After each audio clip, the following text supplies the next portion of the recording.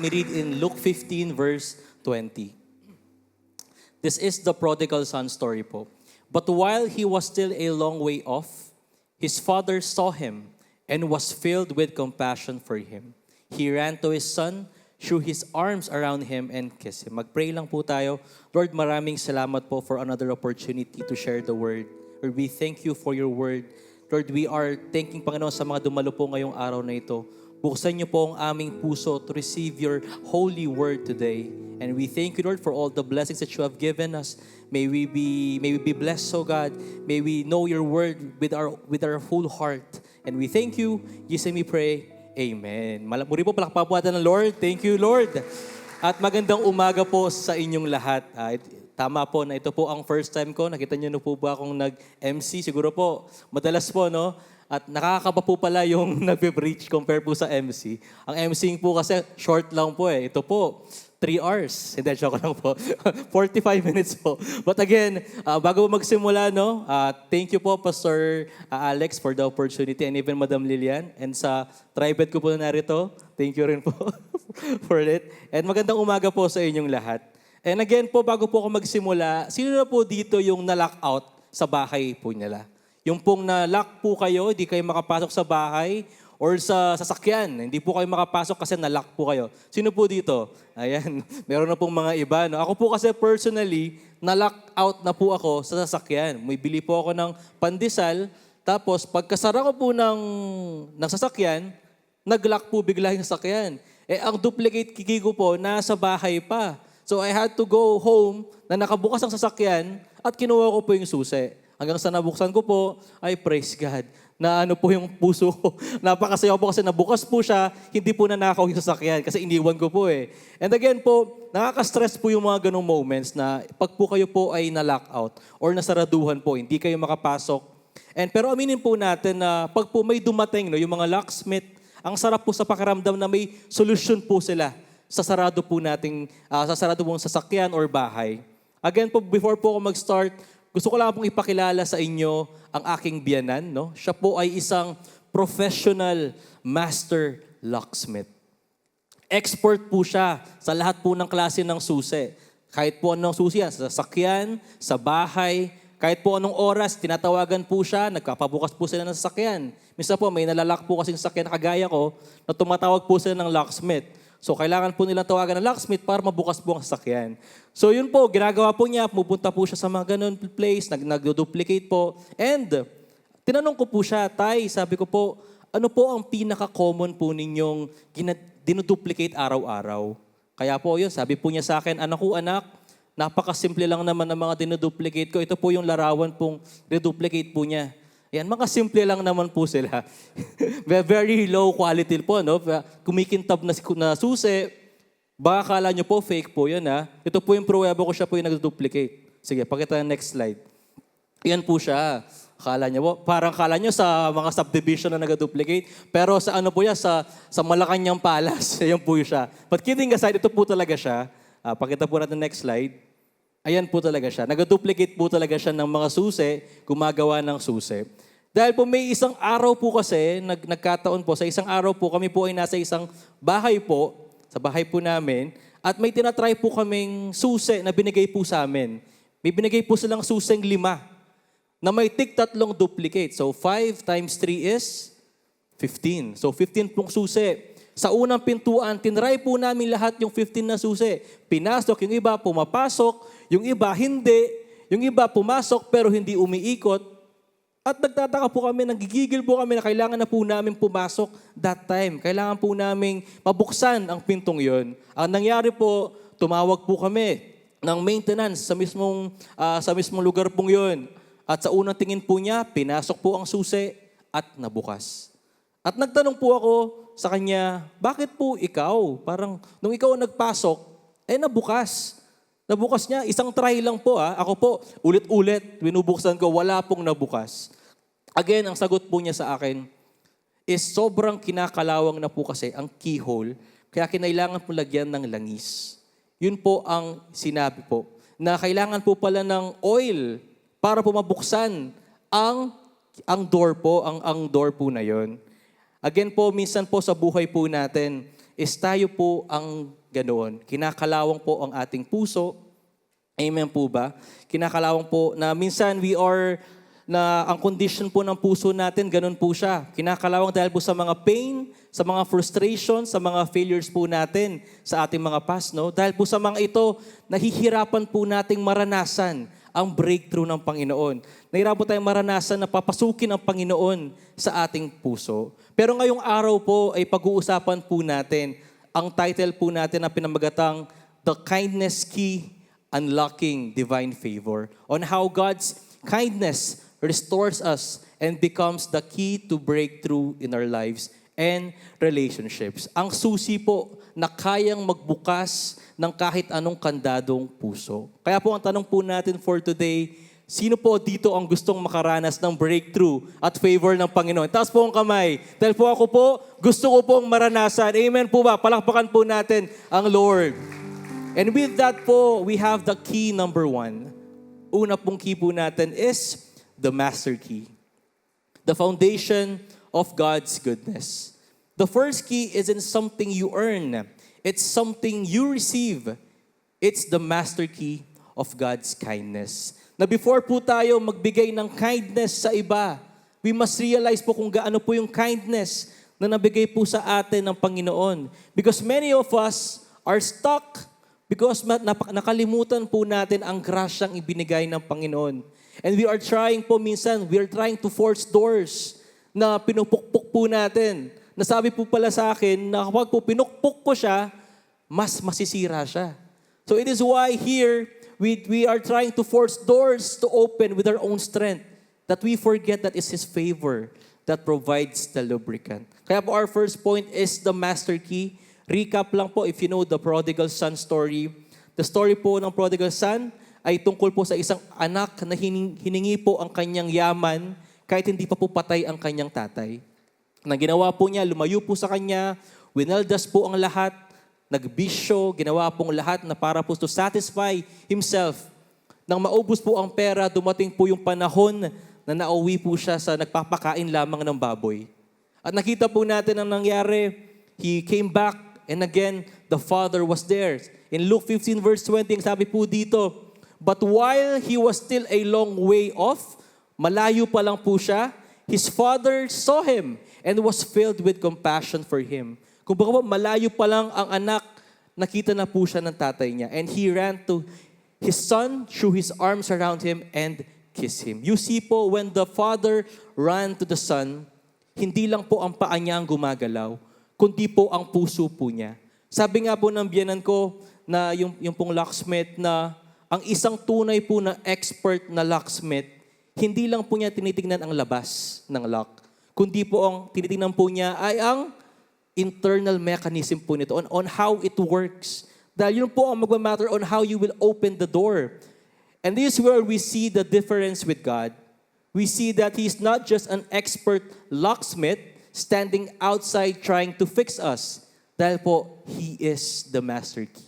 He is the one who perfectly fits the internal mechanism of our lives. And even po, He doesn't just know how to open the door, He is the opening. Palakpakan po natin ang Lord.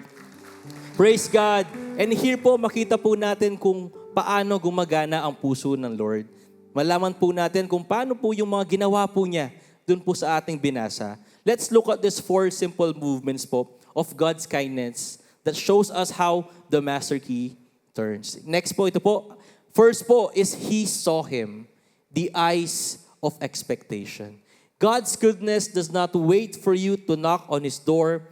He is already searching for you in the middle of your distance. Malayo pa lang po ang anak, ang Diyos po nag-e-expect na. Malayo pa po tayo, ang Lord naghihintay na.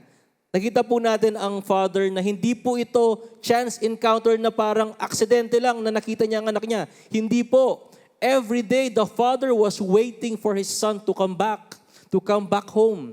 That is why, nung pong malayo pa lang, nakita na po agad ng tatay niya. That's how the Father's love is. God's goodness does not wait for you to knock on His door. He is already searching for you. Amen po ba? And in Psalms 139 verse 1-2, O Lord, you have searched me and known me. You know when I sit down and when I rise up. You discern my thoughts from afar. Sabi po ni Billy Graham, God's eyes are always on us. He is not looking for a reason to condemn us, but for an opportunity to save us. Ang Panginoon po, pag lumalapit po tayo sa Kanya, hindi po niya tayo agad i-condemn. But again, He is waiting for us. Ang kindness po niya that He was always looking for you. Kakaalis mo pa lang, hinihintay ka na niya pabalik. Ganun po ang Panginoon. He was always looking for you before you even started looking for Him. Even when you were far away, kahit po malayo po tayo or nakalimutan na po tayo ng lahat ng tao, the Lord remembers you. Amen po ba? The Lord remembers who you are. The Lord knows your value. And again, the Lord saw the prodigal son and the eyes of expectation. Palakpakan po natin ng Lord. That's the first movement of the Lord. He saw him. Pangalawa po, He felt compassion, the heart of mercy. When the father saw his son, his reaction was not anger or disgust. Despite the son smelling of pigs dahil po nagtrabaho po siya sa babuyan. And failure, but a deep, overwhelming love. Dahil po for us, a normal response would be, galit ka kasi may ginawa siyang masama sa'yo eh. But here we saw the father. He did not react out of his anger or disgust, but out of his compassion. And simple confession lang po ako personally, no? Ako po kasi meron akong rhinitis. Sino po may rhinitis dito? Yung konting amoy lang, mag-hatching ka. Ako po kasi ganun ako eh. Kahit po alikabok lang, or umutot po kayo doon, maaamoy ko. Tapos mag-hatching ako all day. Hindi, joke lang. Pero ganun po ako. Very sensitive po ang ilong ko. That is why, nung pong high school ako, nung po nagko-commute po sa jeep, is kapag po may nakita po akong tao, or di pala nakita, na amoy na tao, na amoy sunshine, no? Or amoy araw. Pinaganda ko lang. Amoy sunshine po, is talagang, syempre, iiwas ako. Talagang ayaw kong katabi kasi nga, baka mag-atching ako all throughout the ride. So what I do is, pag po nagbabayad na ako, tumabi na po sa akin, magbabayad ako, bayad po. As in, nagbayad po. Ganun. Gagawin ko, babayad ko, and then mag-stay na po ako doon, para lang po maiwasan ko po siya. Kasi ganun po yung reflex ko eh. Ang reflex ko po, pag may maamoy, ang automatic gagawin natin is lalayo po tayo. Again, sa mga tao po, ganun po tayo. Ang reflex po natin that when something is messy or smelly, our natural reaction is distance. Madidistansya po tayo. And here's the truth. Ang kagandahan lang po on the compassion of God is, God is not repelled by the scent of your past. Kahit po ano nagawa niyo before. While people move away to avoid the mess, God moves closer to embrace it. Habang po mga tao nilalayuan po kayo, ang Diyos po lumalapit palalo. Ganun po ang Diyos. He doesn't just see the dirt of your sin. He sees the pain and the tiredness that sin has caused you. Yung pong nangyari po sa mga nagawa po ninyo, nakikita po niya yon. Ano po sabi? He doesn't wait for you to be fresh or clean before He holds you. His mercy is far heavier than the weight of your mistakes. Palakpakan po natin ng Lord. Natunay po ang Kanyang mercy sa atin. Napakalawak. Kaya po dito sinabi po, kahit kasing laki ng barko ang kasalanan mo. Ano pong sabi? Kasing laki ng karagatan ang pagmamahal ng Diyos sa iyo. That's the mercy of God. That's the compassion of God. And pangatlo po natin na movement ng Panginoon is He ran to Him. Tumakbo po ang Father dito. This is the scandal of grace, the scandalous move of protection. At dito ko lang po nalaman, after reading the prodigal son, how many times na po, ngayon ko lang nalaman po ito, na in ancient Jewish law po pala, ang ginawa po ng prodigal son before is talagang disgrace po. Akala ko po sa family lang. But this one, it's a disgrace to the entire village. Kung ako po, taga Santo Domingo Village po ako, is ang ginawa ko po ay talagang kinamumuhian na po ako ng lahat ng tao sa village namin. And we can see that there was a specific law. That's what we call the kezaza, which means the cutting off. Kumbaga, ika-cut off po kayo sa buong village nyo. Here, the father knew this law. Alam po niya ito. Dahil po dito, ang ginagawa po kapag po lumayas ka, or ginawa niyo po yung ginawa ng prodigal son, is they will stone you to death. Magbabasag po sila ng pot, and then they will throw it to you. At sasabihin po nila, cut off, iko-condemn pa po nila kayo. That's what the Kezaza law is. But the father knew that. Ang ginawa po ng father is what? He ran to him. And that's, ano pa po ang pinakaano po nun, is when that time, ang mga ganong pong stature, a Middle Eastern patriarch, hindi rin po sila pwedeng tumakbo. Hindi po sila pwedeng mag-run. Kaya sa mga nasa running era dyan, no? Hindi po sila pwedeng mag-run pag matanda na po kayo. Dahil po, bakit po? Kasi it's a disgrace for an old person to run. Kasi po, ang running before ay para sa mga bata lang. At pag tumatakbo po ang mga ganitong stature, is kailangan tinataas po nila yung robe nila. Kasi tumataas pong ganyan. And that's a disgrace before. But the father did that. Just to what? Just to cover his son before po mapuntahan ng mga village elders. Kasi po, once na ang village elders, nauna silang nakita ang anak na nandyan, papatayin po nila. They will stone him to death. But the father's love is, he ran to him and tiyakap po siya. And nakita po natin, he became the sacrifice of dignity. He traded his honor for his son's safety. Ganun po ang pagmamahal ng Panginoon sa atin. Ayaw po niya tayong mapahiya. But He wants us, to protect us. And also, He is the divine shield. The Father ran to reach the Son before the community did.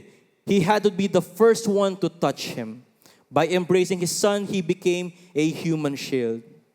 Kaya po ito in Psalms 103 verse 10, He does not treat us as our sins deserve or repay us according to our iniquities. Ito po ang goodness ng Panginoon. He is willing to protect us. Again, here God's goodness runs to protect you before anyone else can judge you. His grace arrives at the scene before the punishment can. Palakpakan po natin ng Lord. We can see the goodness of God. Amen po ba? Na ganun po ang kindness niya sa atin. And ang pangapat pong movement na ginawa ng Panginoon is what? He embraced him. The kiss of total acceptance. Imagine niyo po, ang pag-embrace po niya, talagang yakap na yakap po ito. But during that time, alam naman po natin, is galing po siya sa mga babuyan. So, ang smell po niya would be, kung ako po, maligo ka muna before magtayakapin. But again, God here is hindi na po niya hinayaan yun. What He did was, hinakap na po niya agad. Hindi na po sinabi na maligo ka muna before kita yakapin. But again, this hug is the ultimate symbol of restoration. It shows that even before po tayo mag-produce ng mga good deeds or even po before we prove our worth to the Lord, you are accepted. We are accepted. Simply because we are the child of God. Palakpakan po natin ng Lord. Church, see this. God's goodness isn't a trophy for the best. It is a rescue for the mess. It's not a prize you earn, but a gift you get when you return. He isn't looking for a perfect record. Hindi po natin kailangan maging perfect muna before we come running home to the Lord. He's just looking for a child who's ready to move forward. You don't have to be perfect to be welcome. You just have to be His to come home. Alam niyo po, marami po sa atin, nahihiya po tayong lumapit kay Lord kasi feeling natin, kailangan mo na po natin maging mabait. Kailangan po natin ng ligtas points. Ever po ba kayo sa ligtas points? Pag may ginawa kayong maganda, may ligtas points ka. Pero hindi po ganoon ang Panginoon na kailangan magpakabait before po tayo lumapit. Dahil po ang grace ng Panginoon ay regalo po yan. At kailan po natin matatanggap ang regalo? When we come home to the Lord. Kagaya po ng prodigal son, he just came home with who he is. Umuwi po siya ng walang-wala, amoy baboy, pero ang unang ginawa po ng tatay, sinalubong po siya ng regalo. Palakpakan po natin ang Panginoon. Dahil po ang grace po, hindi po yan binabayaran. Tinatanggap lang po siya. In Romans 5 verse 8, but God shows His own love for us in this. While we were still sinners, Christ died for us. And a reflection lang po sa heart of the Father, kanina ano po yung mga movement po niya. The heart of the Father, una po, He saw the Son. Naghintay po ang Panginoon. He felt compassion. Naawa po siya. He ran to him. Siya po ang unang lumapit. And lastly, he embraced him. Tinanggap po niya agad. And alam niyo po, sa atin pong buhay, tayo po ang prodigal son minsan. That we are trying to run away to the Lord, then we come back coming home to Him. At papakita ko po, ang first po natin is master key. Let me just show the key. Yan po ang babalikan po natin. Yan po ang Panginoon, yan po ang master key. This represents the master key, the absolute goodness of the Lord. Kung ano pong ginawa po niya kanina, gagawin din po niya ito sa inyo. It's perfect. It's flawless. And as we saw po, talagang makintab po siya. And this one is the key that the Father used to unlock the gates of restoration. Ito po ang key for us to God reaching us out to us. And ito naman pong next slide po natin. However po, ito po ang reality minsan ng mga tao. Na minsan, ang puso po natin ay rusted. Kagaya po ng pagbukas ko kanina, hindi ko po mabukas, hindi po susi ang problema. Ang kandado po ang problema. And I hope po na tayo pong lahat na sabi nga po ng aking tatay na kahit gaano po kaganda ang susi, wala po itong silbi kung sira ang lock na paglalagyan nito. Kung ang puso po natin ay parang lock po kanina na kinakalawang, punong-puno po ng galit, punong-puno po ng sama ng loob, punong-puno po ng kasalanan po na parang ayaw mo namang gawin pero nagagawa mo siya. Mananatili po tayong stuck. Hindi dahil ayaw tayong pagbuksan po ng Panginoon, kundi po dahil ayaw po bumukas ng sarili po nating puso. If we are that person po, I hope that this message brings clarity to you. Kaya po, paano po natin ma-restore ang kinalawang po nating puso? In point number 2 po, the internal key, extending kindness to your inner life. In Luke 15 verse 17 to 19, when he came to his senses, ito po yung time na naglustay na po siya. At ang ginagawa na po niya, nagkaroon siya ng idea. Kasi wala na siyang pera, bugbog na siya ng lahat. When he came to his senses, he said, "How many of my father's hired servants have food to spare?" Bakit ang mga alagad ng tatay ko, meron silang food? Ako, wala. And here I am starving to death. Sabi po niya, "I will set out and go back to my father and say to him, Father, I have sinned against heaven and against you. I am no longer worthy to be called your son. Make me like one of your hired servants." Ang thinking po ng prodigal son was for him not to be his son anymore, but to be just his servant. Makita po natin dito ang kinalawang na puso ng kanyang anak. Ay hindi lang yung pong kasalanan niya, yung guilt po na nagawa po niya. Na before pa siya umuwi ng bahay, may script na po siya. Ang script po niya ay maging katulong na lang ako. Maging servant niyo na lang po ako.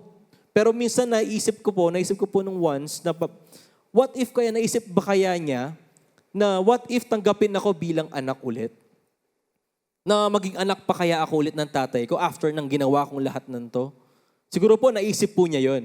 Pero bakit parang shinrug off po niya agad yon? Kasi kung iisipin po natin, masyado pong too good to be true yon. Parang ang dami niyang ginawa, nagsugal siya, naging rebelde, lumaya sa bahay, kinuwang inheritance. Sobra pong disrespectful yon sa kanilang pamilya. At he thought po na hindi na siguro pwede. Hindi na pwedeng tanggapin pa niya ako bilang kanyang anak or tratuhin pa niya ako bilang anak. Kaya po siguro nagsettle po siya sa pagiging servant. Bakit po? Kaya po nagsettle siya sa servant lang. Dahil po siguro yun nga ang kahihiyan po na meron po siya that time. But the good news here is God's kindness is a deal breaker. In the next verse po, sinabi po doon, sinatter po ng Panginoon. Hindi lang po niya binigyan ng anak niya ng trabaho, but He gave him a robe, a ring, and the banquet. Ito pong good, yung pong too much to be true, ginawa po ng Panginoon yun. Hindi po katang-isip yun. The Lord did it. It's true. It's real. It's existing. At kay Lord lang po natin mahanap ang ganitong klaseng pag-ibig. Palakpakan po natin ng Lord. Ang bait po ng ating Panginoon. Kasi handa po niya tayong gawing anak pa rin despite of what we've done. Amen po ba? And here po, the internal key is we have to accept God's love and kindness. This is our internal key. We need to accept, we need to be able to be kind with ourselves. Dahil po tinanggap mo na si Lord that can restore us wherever or whatever we've done. That's why if God has forgiven you, why are you still punishing yourself? May isa pong KKB na nakakwentuhan po namin. He asked a question that really hit me. Sabi po niya dito, how can I be kind to others or share God's word when I myself am not okay? Or ako mismo di ako kind sa sarili ko? Maybe po may mga tao pong nandito ngayon na ganun po, that we are not kind to ourselves. Or even meron po tayong dinadalang mga sakit. No? May dinadala po tayong mga kasalanan before na hindi po natin mag-give up sa Panginoon. You're here, nag-serve po tayo, pero minsan, nag-serve ka lang pero hindi ka masaya sa loob mo. You're struggling. Na sobrang dami pong gulo sa mundong ito, but the real gulo is yung pong puso po natin. For me po, ang pinaka-war ko po for the past years, sasabi po ni Pastor, na namatay po ang dad ko, was really grief. Yung pagkawala po ng tatay ko, it was really something that talaga pong tumatak po sa aking puso. Now, there are still days po when I break down, dahil po mahal na mahal ko po ang tatay ko eh. Ganun po klase pagmamahal. And minsan, it's hard to stand up here na mag-word po sa inyo saying about hope, about the love of God, about how He heals. Parang hirap pong sabihin. But again, the good thing about the Lord is the Lord will meet you exactly where you are. And He doesn't wait for you to be okay or your problems to be gone. Ang Lord po, minimit po tayo kung nasaan tayo. Kaya po nung ako, when the Lord comforted me, it was really an amazing experience. Dahil po, even when we don't understand, we still obey. Even when it doesn't make sense, nag-obey pa rin po tayo. And the Lord will meet you there and will comfort you there. Ganun po ang pagmamahal ng Panginoon. Palakpakan po natin ang Lord. He walks right into the middle of your struggle, into your quiet pain you've been carrying for a long time. Kahit po matagal na po yan, the Lord sees that. And I hope po we are encouraged po na ibigay po sa Lord kung ano man pong sakit yan. Maybe meron po kayong kamag-anak na masakit po ang loob nyo o may nagagawa po kayong kasalanan na hindi nyo po maintindihan, but ginagawa nyo pa rin siya. Just give it to God. Because God isn't looking for a perfect life. He is looking for an open heart. So don't wait until you feel strong. Just show up. You just need to offer it to God.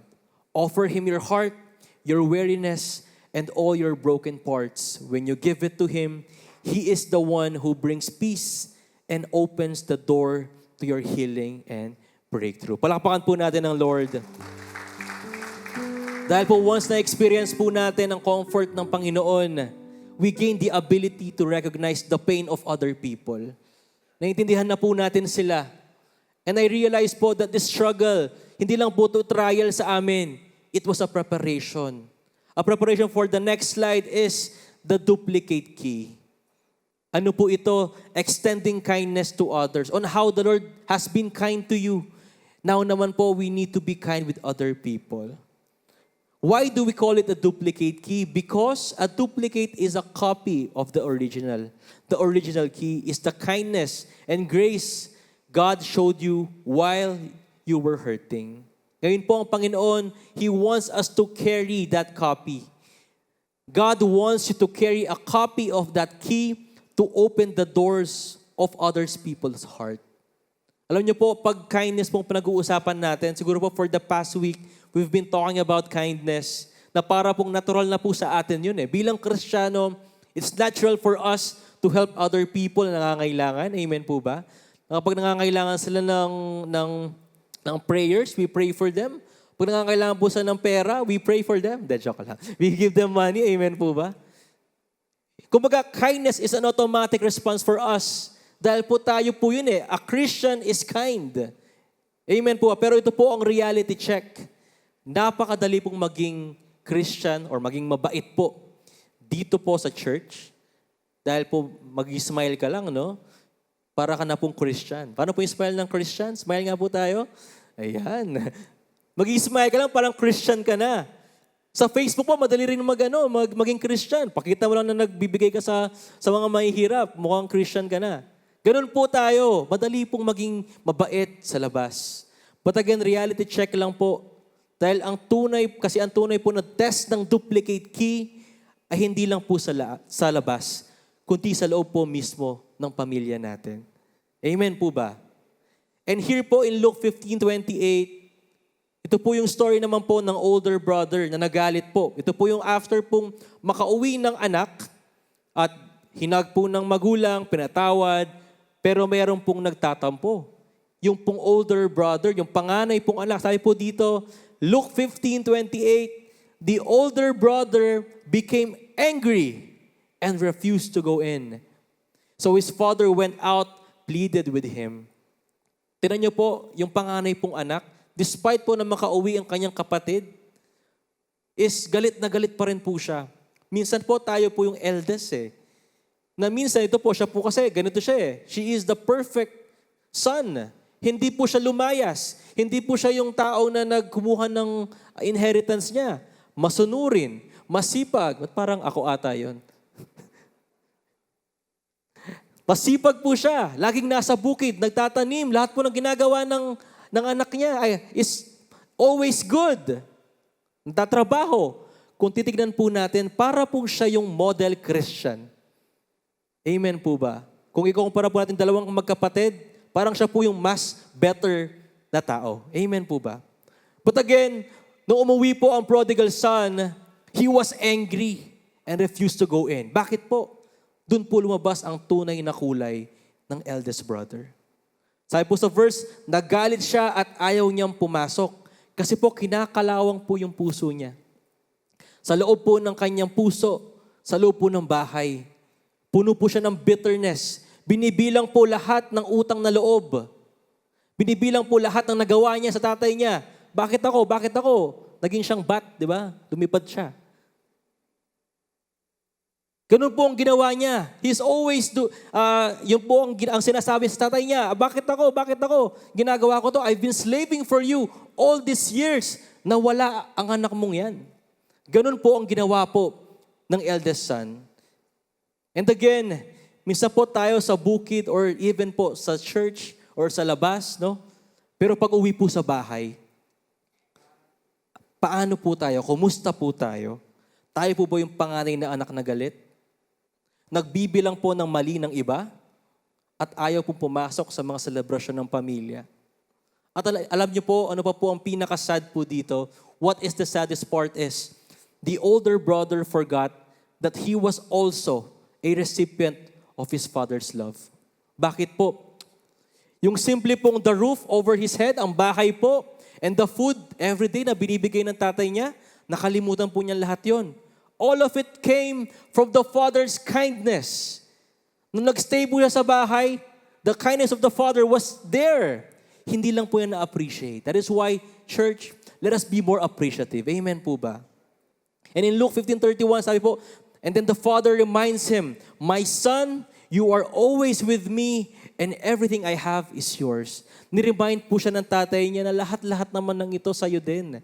Lahat ng kindness at ng pagkain, lahat ng bahay. Amen po ba? Kaya po dito ngayon, sa mga estudyante dyan, taas ang kamay. Estudyante, mga KKBs, andyan ba kayo? Mukhang busy Busy sa pag-aaral. Yan, alam ko po yung mga yan. Nung po ako nag-aaral, ako po yung mag-aaral na nag-aaral ng mabuti, hindi nagpupuyat. Meron ba akong classmate dyan? Ayan, huwag niyo akong sabihan. Nakita ko yung classmate ko si EJ. Hindi po ako ganun. But again, sa mga KKBs po, no? Tayo po, mahilig po tayong magpuyat sa school, pagod po sa mga thesis, lahat-lahat, drain po sa lahat. Tapos pag uwi ng bahay, ang mindset nyo po, Lord, I have fought the good fight of faith. I have finished the race, kaya Lord, magre-rest muna ako. Tapos ihiga tayo, no? Mga prinsipe. Ihiga tayo, tapos mag-cellphone, tatawagan yung naliligaw, tapos wala naman kayong label, di ba? Mga ganun yung mga ginagawa natin before, no? Tapos di tayo tutulong sa bahay. Tapos pinag-pray natin yung bahay na, Lord, sana malinis po itong platong to in Jesus' name. Hindi nalinis. Bakit po? Huwag niyo pong hintayin na magmilagro ang Lord para maging malinis ang bahay niyo. Ikaw po ang milagro sa bahay niyo. You are the miracle. Try niyo pong maghugas. Hawakan niyo lang yung pinggan, hawakan niyo lang po. Tapos sasabihin ng nanay niyo po, it's a miracle. Wow! Ganun po siya. Try nyo lang. Siguro, experiment later. Pag nakita kayo, dahil po kayo po ang milagro. Pagkasabi po sa mga KKB na katabi nyo, ikaw ang himala. Ayan. Kalabitin nyo po. O kaya, dahil po tayo po ang himala. That's the way of our kindness to other people. I mean, to our family. And next naman po, ang mga nanay. Ayan, mga favorite na example, mga nanay. Yung nanay ko po kanina, nandyan. Tapos sabi ko po, saludo po ako sa kanya dahil po siya po ang pinakatahimik sa bahay. Amen po ba? Mga nanay. Ay, diba? Tahimik nila. Dahil po minsan, puyat, nagising tayo ng maaga. We try our very best na pagluto ang mga anak natin ng breakfast, ng lunch, ng dinner, lahat-lahat na yan. Tapos sabihin sa'yo, ini na naman, bitis manok pa na bitis manok. Laging gano'n, tinola, adobo. Hindi na naman. Di ba masakit po yun? Na parang pagluto ko na pinika, hindi pa yung sabyana. Na parang yung pong mga utensil, ginagawang sandata. Wow! Ganun nyo po, no? Nagagalit po tayo deep inside. But again, ang Lord po naging pong mabait sa atin eh. So we need to be kind sa ating mga anak. Dahil po minsan masakit po na maglingkod na hindi po tayo ina-appreciate. Kaya po sa mga anak, appreciate nyo naman. Ako po kasi mahilig po akong hinahag po ang nanay ko pag nagluluto. Tapos pag maalat, hahag ko po siya lalo. Baka medyo, yun nga po, hinahag ko lang po siya para maramdaman po niya na maalat po yung ulam niya. Gets na po niya nun. And next po, yan po, we need to be kind, mga nanay. We need to appreciate them more. We need to be, na even po nakalimutan po nilang magpa-thank you sa atin. Pinapakain pa rin po natin sila ng may smile. Amen. Smile naman po mga nanay. Smile. Ayan. Praise the Lord. Palakpakan naman po natin ng Lord sa mga nanay. Praise God. Nakapag po nilagyan po natin ng kindness yung inihain po natin mamaya, naniniwala po ako na magbubukas po ang breakthrough sa puso ng pamilya nyo. Amen po ba? And next naman po, ang mga tatay naman. Siyempre, di papahuli mga tatay.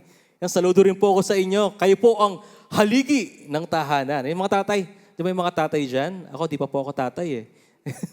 Ayan, praise the Lord po. Mga tatay po, kayo po yung provider. No? Kayo po nagbibigay ng pera. Wala na kayong pera, magbibigay pa rin kahit wala na. Laging meron po, no? Laging may bills na binabayaran. Ganun po tayo. Pero again, ang nakita ko lang po dati, nung pong buhay ang daddy ko, ang nagpapasaya po sa nanay ko, alam niyo po na parang yun po yung kindness niya sa nanay ko. Yung pong mga color yellow po na bills, ganun. Tsaka po yung color sky blue ba yun? Blue. Pag binigay po niya yun, hala, parang magiging Piolo Pascual si daddy. Ganun po siya. Kumbaga parang siya po yung gumawa po sa mukha ng paningin ng aking nanay. So try niyo po later sa mga tatay. Bigyan niyo po, isingit niya mo pa kanya. Ito ang kindness ko sa iyo ngayon. Yan. Praise the Lord. Palakpakan naman po natin ang mga tatay. Ang tawag po doon, therapy. Kaya mga kapatid, wag po natin limitahan ang kindness sa loob lang po ng church. Naglingkod ka na lang din, naging kind ka na lang din, galingan mo na rin sa bahay. Kaya po, kung kaya po natin mag-smile sa mga ka-church po natin, sa mga kapatid po natin, dapat po mas maganda po ang ngiti po natin sa mga kasama natin sa bahay. Amen po ba? Palakpakan po natin ng Lord. Kaya ang hamon po natin for today, handa po ba tayong maging duplicate key ni Lord sa lahat ng tao? And let me end po with this last kindness key, the Calvary key, the ultimate opening.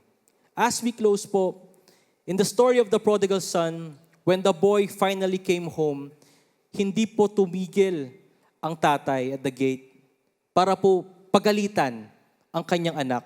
Dumating po ang prodigal son, hindi po siya nagsermon agad. Ang ginawa po niya, ano pong ginawa po niya? Binigyan niya po ng 3 bagay. The first one, he gave them this, the robe. To give him back his identity he was no longer a failure.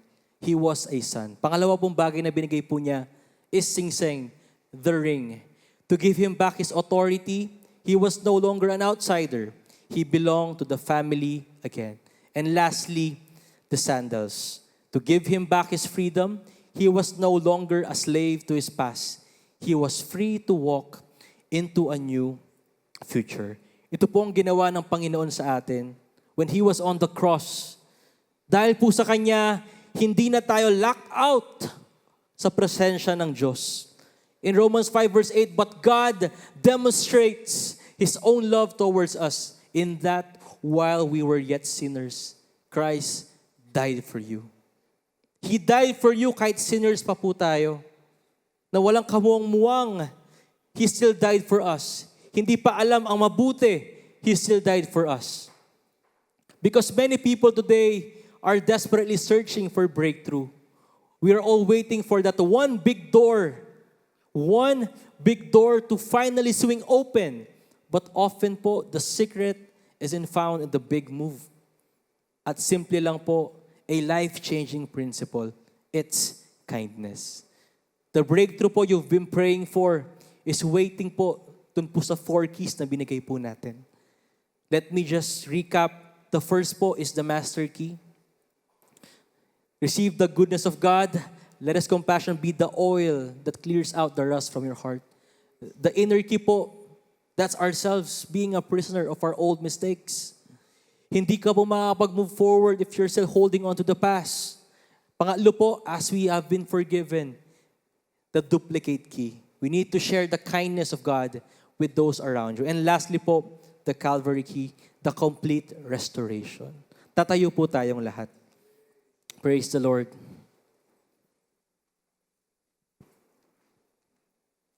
Hallelujah. Alam niyo po sa mundo ngayon, no, napakadami na po nangyayari. We all have the wars. Lahat po ng mga, siguro meron din po kayong personal na wars sa bahay. May mga ahaway din po siguro kayo, no, literally. Or even po mga problema na nangyayari sa bahay. And sometimes we don't even know what to do anymore. And minsan naman, may mga iba naman na sobrang lulong na sa isang bagay na gusto mo naman kumawala eh. Gusto mo naman umalis dun sa bagay na yun. But again, it keeps on coming back. You keep on doing those habits over and over again, those bad habits. But again, reminding this 4 keys na napag-usapan po natin. It brings us back to God's goodness to us. Na nakita po natin, ang kailangan lang palang gawin natin is to come back to Him. Is to go back to our Father. Yun lang po eh. Wala na po siyang hininging iba. Kundi is for us to just go home. Ang ginawa lang po ng prodigal son is for him to go home. He just went home. At ano po ang binigay ng father niya? A gift of kindness. He hugged him. He gave him the robe. And that's the goodness of God. That's the kindness of our Lord. That even though nasaan kang situation ngayon, He will still meet you there. And He will embrace you there. He will comfort you there. And all you got to do is accept that love. And as we sing this song, may it minister to us to remember the goodness of the Lord. Hallelujah. For your mercy never fails me. All my days I've been held in your hands.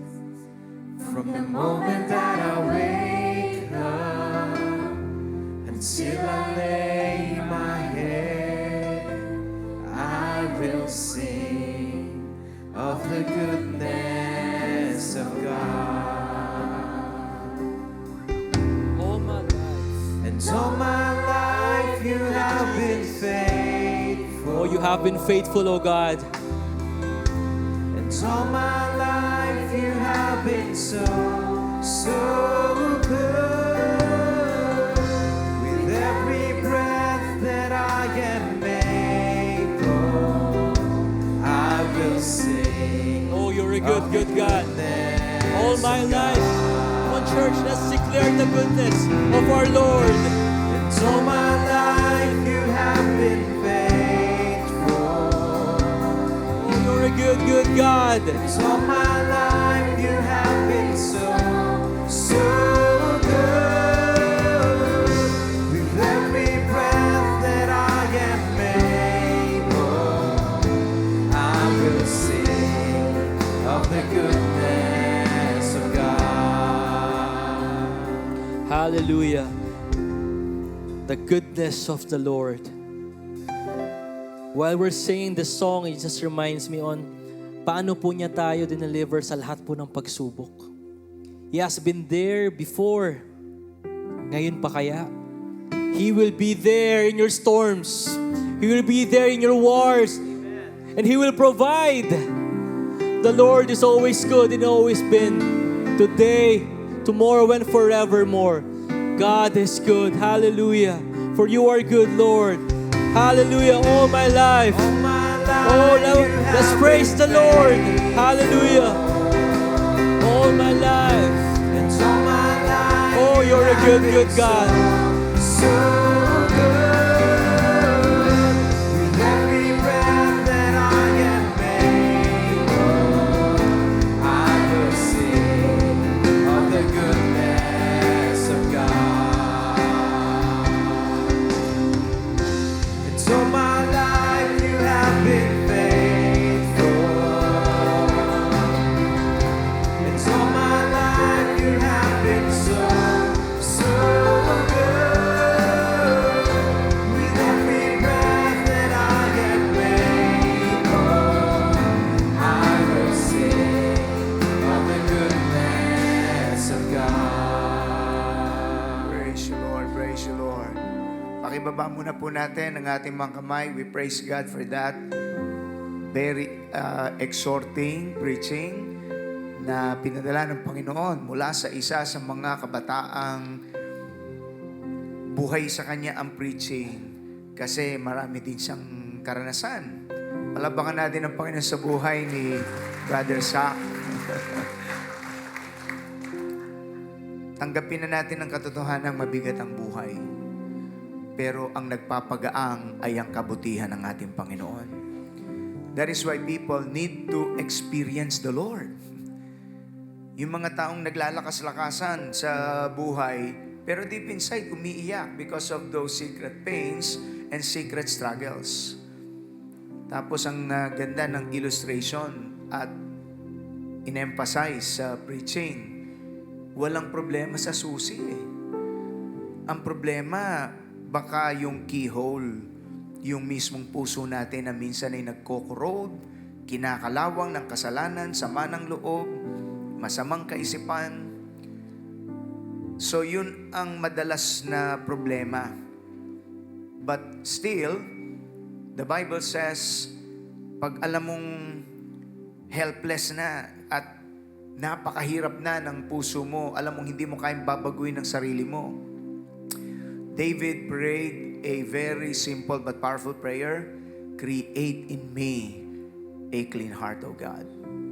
Renew a right spirit within me. Ayokong manatiling taong laging galit at punong-puno ng kalawang ng kasalanan ng aking puso. Dahil pati mga relationships mo maapektuhan.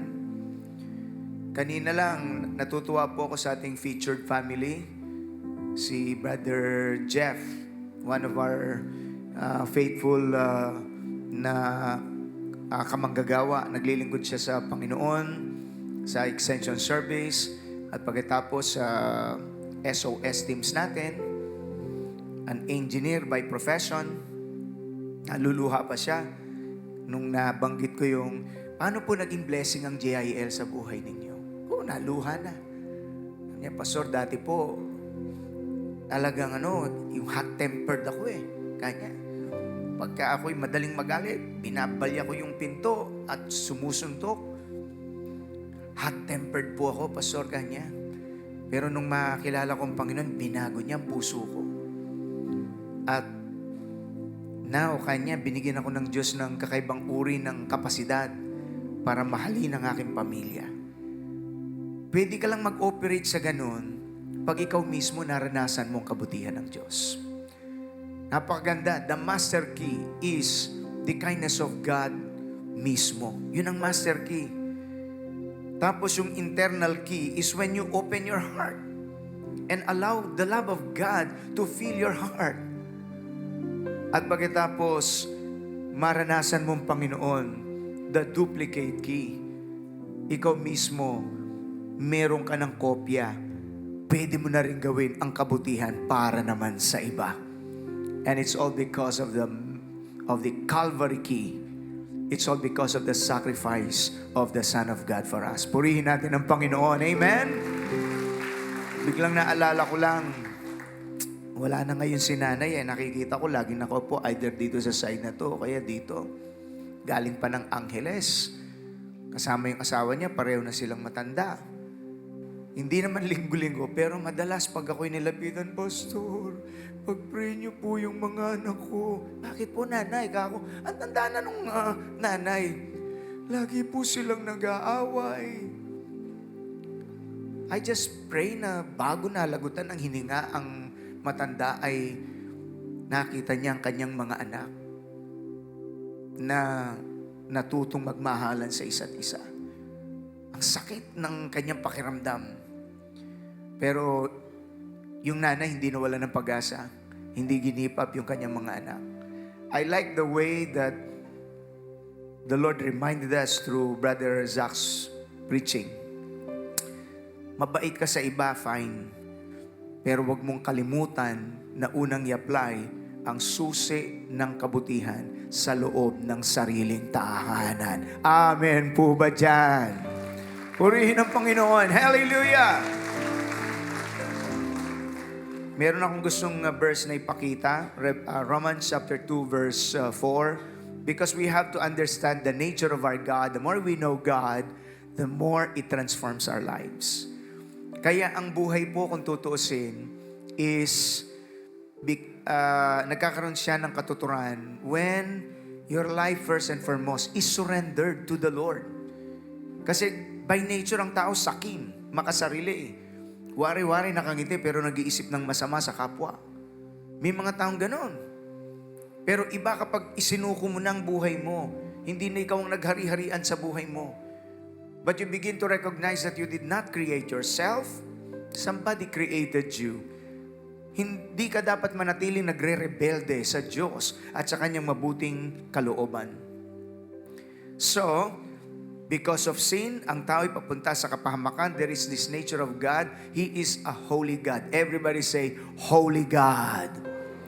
So, banal ang Diyos, but then, you'll be amazed that the God that we serve is also a God of mercy.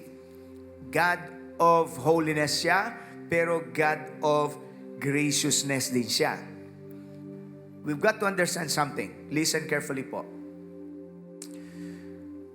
The holiness of God demands that sin will not be tolerated. Because He's a holy God, hindi pwede ang kasalanan kasi banal na Diyos siya. Ang tao'y napalayo sa Diyos dahil sa kasalanan.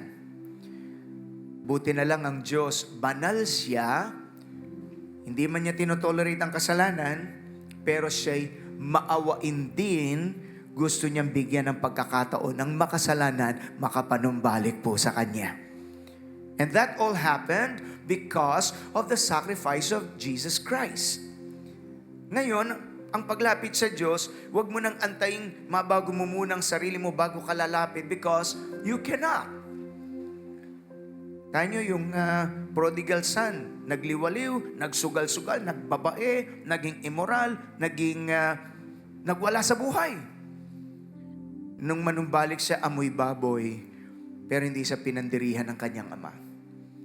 And that's a picture of God reaching out to us. He is holy, and yet He is also merciful.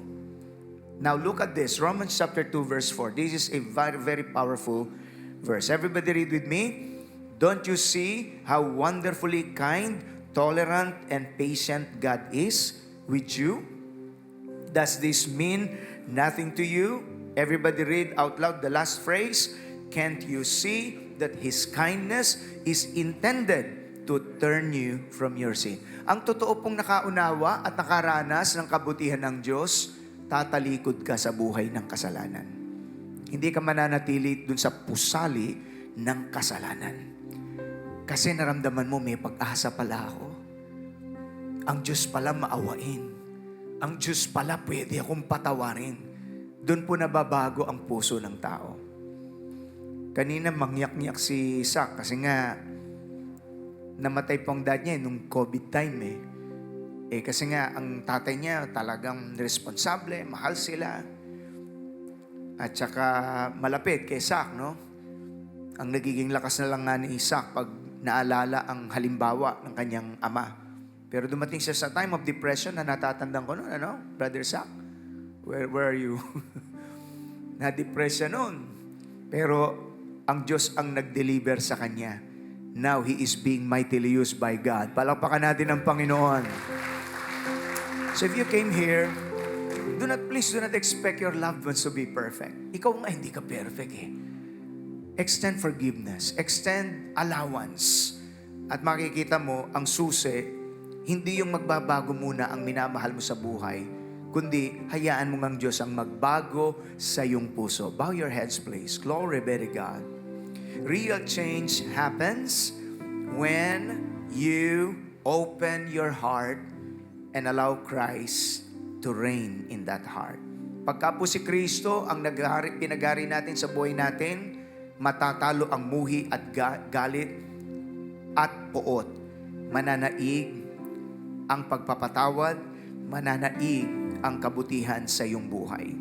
And the Lord Jesus is saying in Revelation chapter 3 verse 20, if any man hears my voice, sino man ang makarinig ng aking tinig, sabi ng Panginoon, ako'y kumakatok sa pintuan ng kanyang puso, at kung ako'y pagbubuksan, ako'y papasok at ako'y sasalo sa kanya. It means the Lord will give you the chance to be reconciled back to God at makikipagpayapa ka sa Diyos, papayapa at paghihilumin niya, kaya niyang pagalingin ang iyong pusong nasaktan, ang iyong pusong punong-puno ng kalawang ng kasalanan. Kaya niyang babaguhin ang buhay mo. Nakatas ang kamay natin sa Lord Jesus for those who are saying that I want to be more like Jesus. Because that's what Christianity means. It's becoming more and more like Jesus. And it's in a progressive kind of development. At makikita mo, as you allow the Lord to rule over your life, more and more, lalong nababago ang iyong puso. Mas nagiging kalmado ka sa panahon ng pressure. You become more patient to people. You're not perfect, but you will see the change, and that is the power of Christ reigning in your heart. Would you allow Him in your heart today? At alisin niya ang mga kalawang ng galit, poot, karumihan at kasalanan. At makikita mo, aaliwalas ang buhay mo, pagagalingin niya ang iyong mga relasyon, babaguhin niya ang pagtanaw mo sa buhay. Sumunod nawa ang bawat isa sa panalangin. Naging kayo po na nasa online joining us. Follow this simple prayer with all of your heart. Before I pray for miracle today, everybody say with me, Lord Jesus Christ, maraming salamat po. Nangusap ka sa akin. Nais mong mabuhay ako ng may pag-ibig, may kabutihan, tulad ng Panginoong Jesucristo. Sa gitna ng mundo, Panginoon, na puno ng galit, kasakiman, pagkainggit, nais ko, O Diyos, na makalaya sa mga puwersang ito na gustong sumira sa aking pagkatao, sa aking ugali. Lord Jesus Christ, I open my heart. I invite you. Be my Lord and Savior. Isinusuko ko po, Panginoon, ang aking buong puso, ang aking buong buhay sa iyong banal na paghahari at kalooban. Patawarin mo ko, Panginoon, sa lahat kong kasalanan, sinadya man o hindi. Cleanse me by your blood. Change me, Lord. Heal me, Lord. Heal my relationships. And I promise you, Lord, I will follow you. I will trust you. I will honor you. In the name of Jesus. Amen and amen. Let me just be the one to pray. Dakilang Diyos, maraming salamat sa iyong banal na pangungusap sa bawat isa po sa amin ngayong araw na ito. Isang pagpapaalala na aming tularan ang halimbawa ng aming Panginoong Jesucristong nagtiis ng lahat ng hirap at dusa. Maligtas lang kami mula po sa tiyak na kapahamakan. At dahil dito, Panginoon, binibigyan mo kami ng kapasidad upang kami rin ay matutong mabuhay sa kabutihan. At huwag kaming mabuhay, Panginoon, na nilalamangan namin ang aming kapwa o may planong masama sa kapwa, kundi, Panginoon, kami maging alulod din ng iyong pag-ibig, ng iyong kabutihan at ng iyong pag-asa sa mundong ito. You want us, Lord, to be a duplicate copy of that key that inasmuch as our Lord is so good, is so faithful, at hindi kami isinuko, tulungan mo rin po kami, Panginoon, na mabuhay kami na taglay ang kabutihan ng aming Panginoong Jesucristo. Matulungin sa aming kapwa, unang-una sa aming mga sariling pamilya. O sa pangalan ni Jesus, ngayong araw na ito'y inantay mo ang iyong kamay. Anumang kalawang ay wasakin mo sa aming buhay. Anumang mga nasaktang puso ay pagalingin mo, Panginoon. There's some of you who may have come here, you've experienced so much hurt dahil pinagtaksilan ka o kaya ay chinismis ka at gusto mo tuloy maghigante. Nais ng Panginoon, give it to the Lord Jesus Christ. Hayaan mo ngang yung sanggalangay ang kabutihan at katapatan ng Diyos. The Lord said, do not take vengeance. Hayaan mong huwag kang maging mapaghiganti. Overcome evil with good so that you will live victoriously over such forces na gustong sumira sa iyong ugali at pagkatao. You can overcome being hot-tempered. Hallelujah. The power of the Lord Jesus Christ will operate in your life and He will develop the fruit of the Spirit. Love, joy, peace, long-suffering, gentleness, goodness, meekness, faithfulness, and temperance. And you will live free. Mabubuhay ka ng malaya. Hallelujah. Palakpakan natin ang ating Panginoon. Yes, Lord. By faith today, receive your healing. You can open your mouth at sabihin mo sa Diyos ang anumang mga suliranin mo. Kung dumating ka rito may kabigatan, gusto kong i-anunsyo, ang Diyos natin ay isang mabuting Diyos. Hallelujah. Siya isang tapat na Diyos sa pangalan ni Jesus. Father God, whoever came here, Lord, with heaviness of heart, break these bandages of depression and heaviness and hopelessness in the name of Jesus. Receive the anointing of joy, the anointing of lightness, the anointing of being able to forgive. Release forgiveness in Jesus' mighty name. Jesus came to heal the broken-hearted. Receive your healing today. Your hands are lifted, honoring Him. Say your prayers to Him. Sino mang may dumating na may sakit sa katawan, Panginoon, physical sickness, release, Lord, as well your healing, because by the stripes of Jesus, we are healed. I want God's people to please exercise your faith. You are now a child of God. You can exercise your faith in the mighty name of Jesus. Sino mang dumating na mabigat ang kanyang financial situation, basagin mo ang sumpa ng kahirapan at idaloy mo ang iyong mga pagpapala, Panginoon. Yung mga naghahanap ng trabaho, magbukas ka ng pintuan, Panginoon. Say to the Lord, whatever is your situation, and because of this key of kindness, magbubukas ang pabor ng Diyos sa iyong buhay, pamilya, finances. Your hands are lifted to Him. We sing the chorus as our declaration of faith. Yes, Lord. Yes, Lord Jesus. Ika'y mabuhay man pagkailanman, hanggang ako ay nabubuhay, aawitin ko ang kabutihan ng Diyos. Ika'y tapat sa habang buhay. Hallelujah. Ika'y tapat sa habang buhay. Kabasyan de la Marian de la Mesia Rabakay.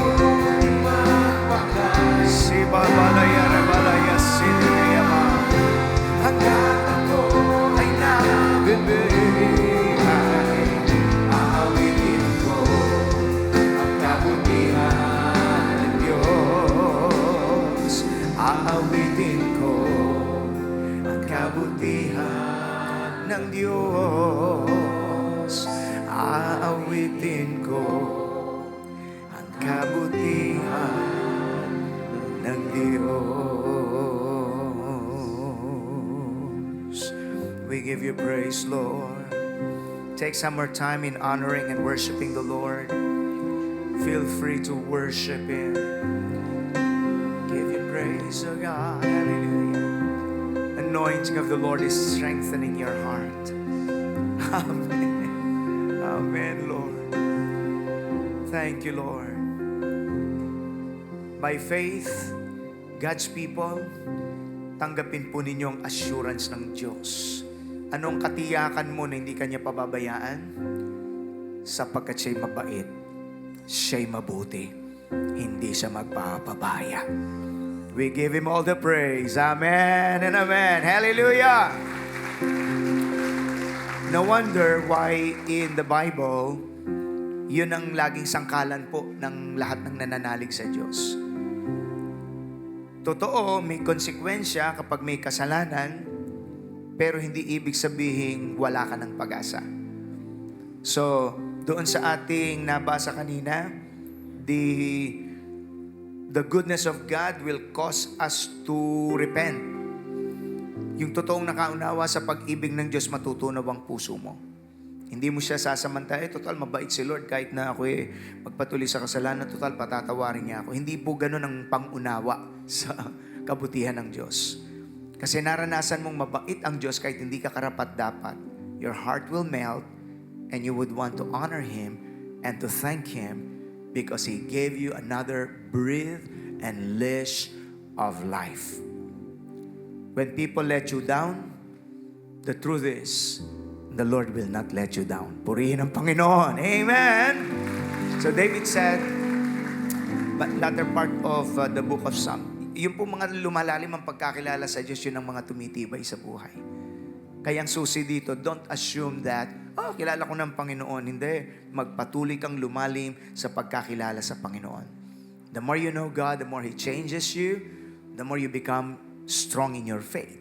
So sabi ni David, goodness and mercy shall follow me all the days of my life, and I will dwell in the house of the Lord forever. Ang ibig pong sabihin, alam ng Diyos, limitado tayo, pero nakaantabay lagi ang Kanyang kabutihan at ang Kanyang katapatan.